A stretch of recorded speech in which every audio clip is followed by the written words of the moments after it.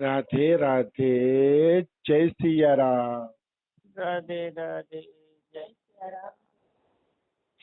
આપણે શ્રી શ્રી જગતગુરુ શંકરાચાર્યજી મહારાજનું ચરિત્ર ચાલે છે. જગતગુરુ શંકરાચાર્યજી દિગ્વિજય યાત્રા માટે નીકળ્યા. એને દિગ્વિજયની યાત્રા એટલા માટે કરવી પડી કારણ કે એ એવું દેખાડવા માંગતા હતા કે ભારતમાં સનાતન ધર્મની સ્થાપના થાય. ભારતની અંદર સનાતન ધર્મની સ્થાપના થાય એટલા માટે એ દિગ્વિજયની યાત્રા કરવા નીકળ્યા ભારતની અંદર. તો અચાનક એને સમાચાર મળ્યા કે તમારા માતાજી થોડાક અસ્વસ્થ અવસ્થામાં છે, બીમાર છે, તમને બહુ યાદ કરે છે, તો તમે એને મળવા જાવ. એટલે જગતગુરુ શંકરાચાર્યને એમ થયું કે ભાઈ માતાને મળવા તો જવું પડશે, કારણ કે મેં વચન આપ્યું હતું કે માં હું તમને મળવા માટે જરૂર આવીશ. એટલે જગતગુરુ શંકરાચાર્યજી માતાને મળવા માટે ઘરે આવ્યા. માતા અતિશય હરખાઈ ગયા કે ચાલો મારો દીકરો મને મળવા માટે આવ્યો. તો માતા એને એમ કહે છે કે બેટા શંકર, તે આખા સંસારને ઉપદેશ આપ્યો છે, આખા સંસારને મોટી મોટી પોથીઓ લખીને આપી, પણ તે તારી મા માટે કાંઈ લખ્યું છે કે નહીં? તારી માના કલ્યાણ માટે કાંઈ કર્યું છે કે નહીં? એ તો કે મને બતાવ બેટા શંકર. કે ત્યારે કહે છે માં, હું તમને તત્વબોધ નામનો ગ્રંથ સંભળાવું છું, તમે તત્વબોધ નામનો ગ્રંથ સાંભળો. તો ભોલીભાલી માતા કહે કે બેટા આ તત્વબોધ ગ્રંથ તો તે મને સંભળાવી દીધો કે, પણ આમાં મને કાંઈ ખબર ન પડી. હું તો ભોલી ભાલી સ્ત્રી છું કે મને શું ખબર પડે કે આ તત્વની મોટી મોટી વાતો શું છે કે. હું તો કે કૃષ્ણ ભગવાનની પ્રેમી છું, એટલે બેટા મને તો કઈક કૃષ્ણ ભગવાનનું સંભળાવી દે એટલે હું છે ને સુખેથી પ્રાણ છોડું. ત્યારે જગતગુરુ શંકરાચાર્યએ શ્રી કૃષ્ણ અષ્ટક બનાવ્યું. મતલબ કે કૃષ્ણ ભગવાનની મહિમાના 8 શ્લોકોની રચના કરી અને 8 શ્લોકો એને એની માતાને સંભળાવ્યા. એ કૃષ્ણ અષ્ટકનો એક શ્લોક આપણે આગળ લઈ લીધો છે. તો મારો કહેવાનો ભાવ શું છે કે જગતગુરુ શંકરાચાર્યને ભક્તિ માર્ગનો બિલકુલ વિરોધ નહોતો, એટલા માટે તેને શ્રી કૃષ્ણ અષ્ટકની રચના કરી. નહીં તો એની માને કેવું જોઈએ ને કે નિર્ગુણ ભગવાન જ સાચો છે, તત્વબોધ સાંભળી લે, તત્વબોધ સાંભળીને જ્ઞાન કરી લે, માને એમ કેવું જોઈએ. પણ નહીં, મા માટે એને શ્રી કૃષ્ણ અષ્ટક બનાવ્યું. એનો અર્થ એમ થયો કે ભગવાન શ્રી કૃષ્ણની ભક્તિ જગતગુરુ શંકરાચાર્યને પણ ગમતી હતી, એટલે એમને કૃષ્ણ અષ્ટકની રચના કરી અને એની માતાને કૃષ્ણનું ચિંતન કરાવ્યું. નકર તો એમ ન કે નિર્ગુણનું ચિંતન કરો. તો શ્રી કૃષ્ણના ચરણોનું ચિંતન કરાવ્યું અને આ રીતે એની માતાએ લીલા સંવરણ કરી. એની માતા ધામ પધારી ગયા. પછી તો પોતાના હાથેથી જગતગુરુ શંકરાચાર્યજીએ એમની માતાનો અંતિમ સંસ્કાર કર્યો. નિયમ તો એવો છે કે સંન્યાસ લીધા પછી જીવે ક્યારેય ઘર તરફ મોઢું ફેરવીને જોવાનું હોતું નથી. સંન્યાસ લીધા પછી એને ઘર ભૂલી જ જવાનું હોય છે. પણ શંકરાચાર્યએ માતાની બધી ક્રિયાઓ કરીને દેખાડી દીધી કે માતા માટે સંન્યાસીને પણ કર્તવ્ય છે. માતા માટે કોઈ સંન્યાસી કદાચ કર્તવ્ય કરે, અગ્નિ સંસ્કાર કેવું કરે અથવા તો ઘરે પાછો ફરે માતા માટે, તો એને દોષ લાગતો નથી. કારણ કે માતા તો માતા છે ને, જન્મ દેનારી છે, એટલે એનામાં કોઈ દોષ લાગતો નથી.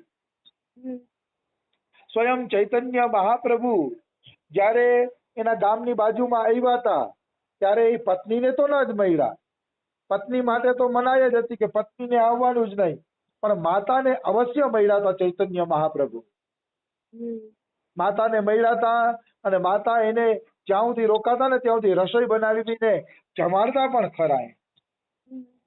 એટલે કહેવાનો ભાવ છે, માં છે એમાં કોઈ નિયમ લાગુ નથી પડતા. સ્વયં ભગવાન પણ એ નિયમને માને છે કે માતાની સેવા કરશે ને કોઈ, તો એને સંન્યાસના નિયમ તૂટી જશે તો એ દોષ નહીં લાગે. આવી વસ્તુ છે, આવી વસ્તુ છે. હવે આપણે આગળ વધીએ તો માતાનો બધો અંતિમ ક્રિયા કરીને પાછા ધર્મ પ્રચાર માટે નીકળી પડ્યા.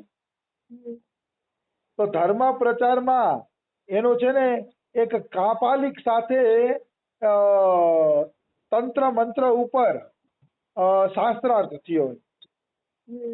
તો એ જે કાપાલિક હતો ને એ કાપાલિકે જોઈ લીધું કે શાસ્ત્રાર્થમાં શંકરાચાર્યને જીતી શકાય એમ નથી. કારણ કે શંકરાચાર્ય મહાન વિદ્વાન છે, એની વિદ્વતા પાસે આપણી વિદ્વતા ધૂળ ધાણી છે, એટલે આને શાસ્ત્રાર્થમાં તો જીતી નહીં શકાય. એટલે એ કાપાલિક હતો ને એ કાપાલિકે એક કપટ કર્યું. કપટ એ કર્યું કે એ છે ને શંકરાચાર્યની સેવા કરવા માંડ્યો. શિષ્યની જેમ દીક્ષા ન લીધી પણ શિષ્યની જેમ સેવા કરવા માંડ્યો એ કાપાલિક. તો કાપાલિક શિષ્યની જેમ સેવા કરતો હતો ને, તો સેવા કરતા કરતા ઘણો સમય નીકળી ગયો, 6-7 મહિના નીકળી ગયા, અને કાપાલિકે દિલ દઈને જગતગુરુ શંકરાચાર્યની સેવા કરી. પછી ઈ સેવાના પરિણામે જગતગુરુ શંકરાચાર્ય કાપાલિક ઉપર પ્રસન્ન થઈ ગયા. હાલાકી કાપાલિકના મનમાં કપટ હતું હો. આ સેવા ખાલી દેખાવ ખાતર કરતા હતા.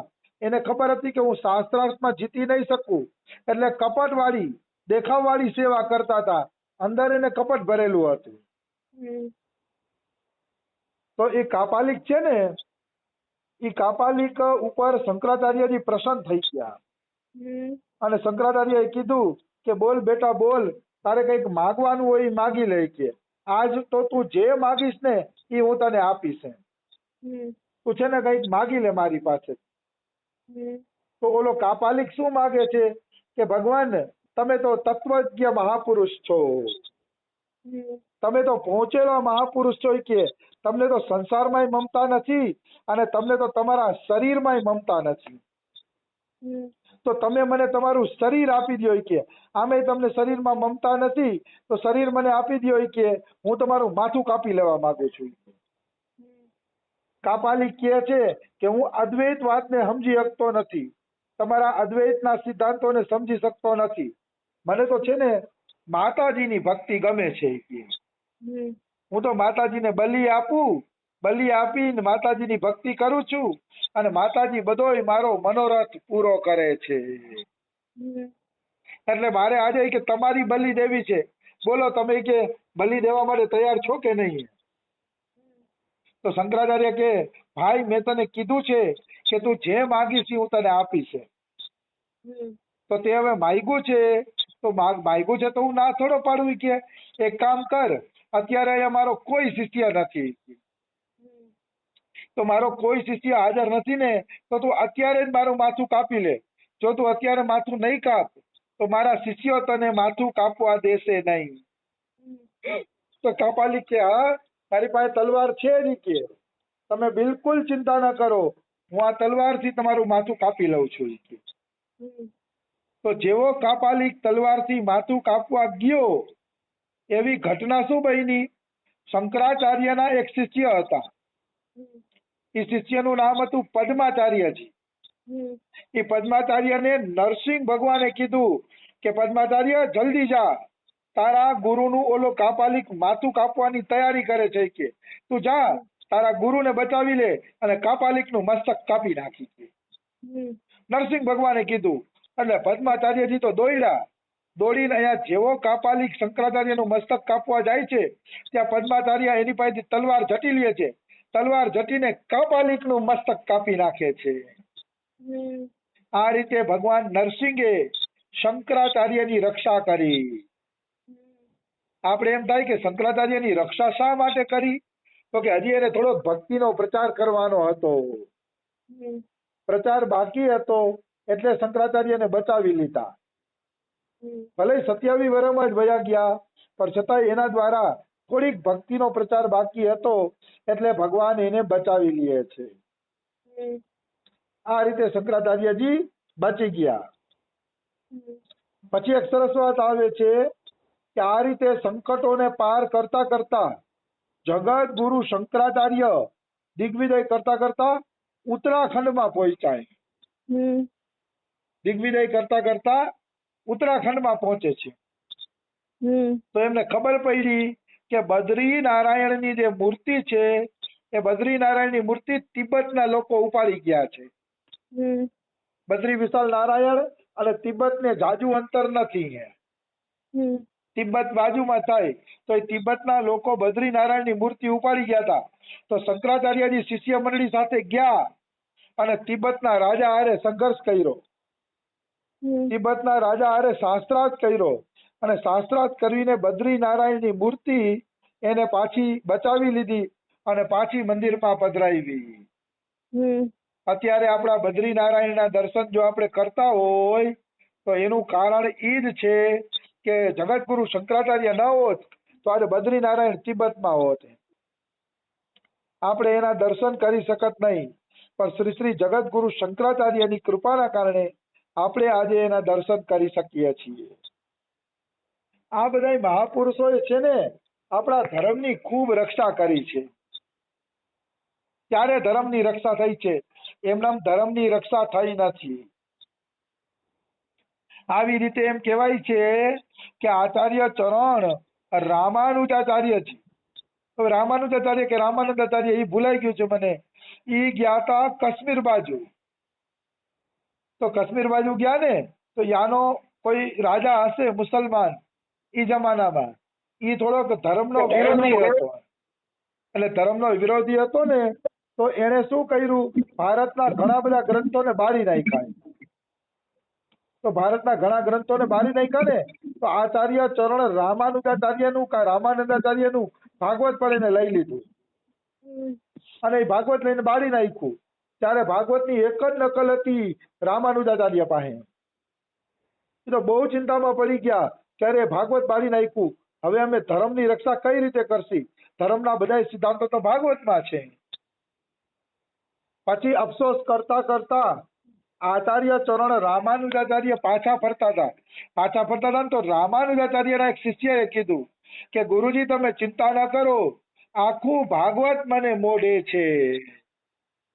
મને ખબર જ હતી કે અહીંયા ભાગવત આપણું ચોરી લેવાના છે, એટલે મેં આખું ભાગવત પહેલેથી જ મોઢે કરી રાખ્યું છે. આખું ભાગવત મને મોઢે છે. પછી એને એની પાસેથી રામાનુજાચાર્યએ આખું ભાગવત લખાવ્યું અને એ જ ભાગવત એમ કહે છે અત્યારે સંસારમાં પ્રચલિત થયું.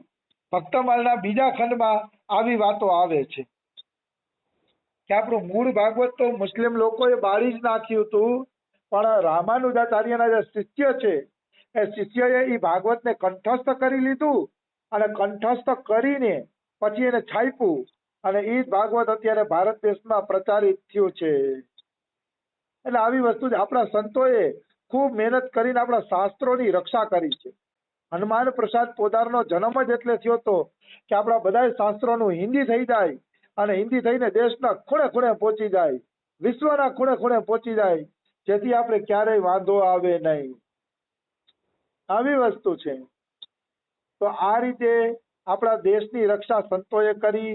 મધ્યયુગની અંદર તો અનેકો સંતો આવ્યા અને મુસલમાનોના આક્રમણથી એમણે હિન્દુ ધર્મની રક્ષા કરી. સંતો ન હોત તો આ દેશની રક્ષા ક્યારેય થાત જ નહીં. આ મુસ્લિમ આક્રમણને સંતોએ જ રોકી રાખ્યું હતું. સંતોએ પોતાના પરચા દેખાડીને એને એવા ડરાવી દીધા હતા કે એ લોકો છે ને ડરી ડરીને હાલતા હતા. એટલે ધર્મની રક્ષા થઈ, નહીતર ધર્મની રક્ષા થવી મુશ્કેલ છે, અતિ મુશ્કેલ છે. એમાં કોઈ એટલે કોઈ શંકા નથી. આવી વાત છે. તો ધર્મની રક્ષા સંતો જ કરતા હોય છે. સંતોના કારણે જ આ દેશ છે એ ટકેલો છે, એમાં કોઈ શંકા નથી. સમય થઈ ગયો છે. શંકરાચાર્યના જીવનનો એક પ્રસંગ બાકી રહી જાય છે. એ પ્રસંગ આપણે કાલે લઈ લેશી. રાધે રાધે, જય સિયા રામ.